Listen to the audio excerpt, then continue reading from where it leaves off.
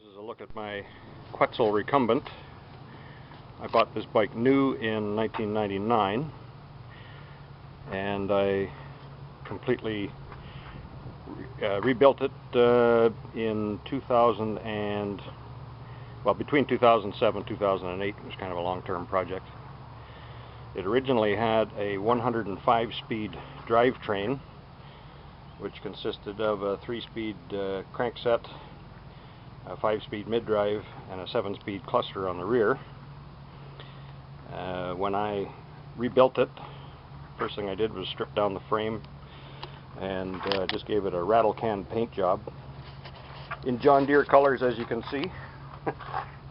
Somebody gave me that decal to put on there. Thought it just looked like it belonged. No other reason than I thought it would look cool. Anyway, when I rebuilt it, I completely changed the drivetrain. Put a single chainring, 39-tooth chainring on the crankset.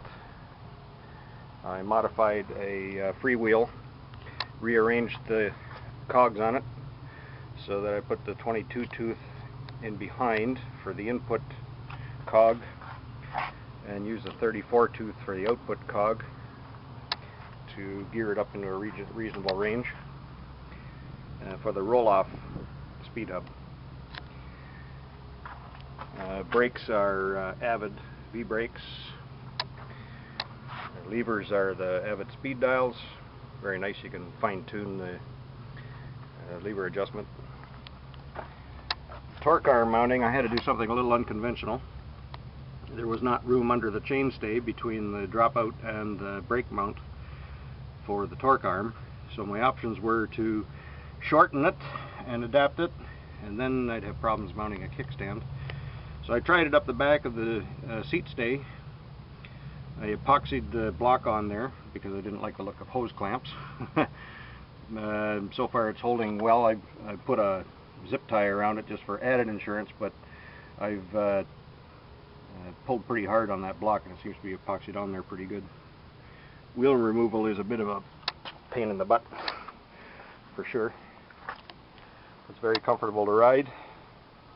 It's not a fast machine by any means, and it's not what you'd call a performance machine. I've toured, done camping, self-supported camping touring on it, pulling a bob trailer, and you know, anything up to, well, I've actually done up to 100 miles in a day on it. It was a long day. Oh yeah, originally, because the bottom bracket slides on a dovetail, that should be good enough to tension the chain, but the problem is that torquing on the crank, the top run of the chain with all the tension on it, pulls the thing back on the dovetail no matter how hard you torque it down. So it kept throwing the chain. So I had an old rapid rise derailleur laying around, rapid rise being low normal, so stuck that on there to use as a tensioner, and it works very well. It's over a year ago that I put that on, and it has never thrown the chain since, so it works all right.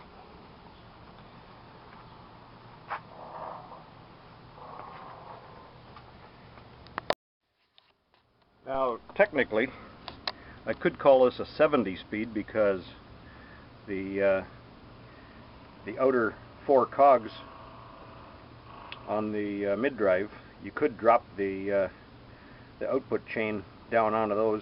However, anything less than the large one would exceed the Rohloff's stipulated input torque ratio.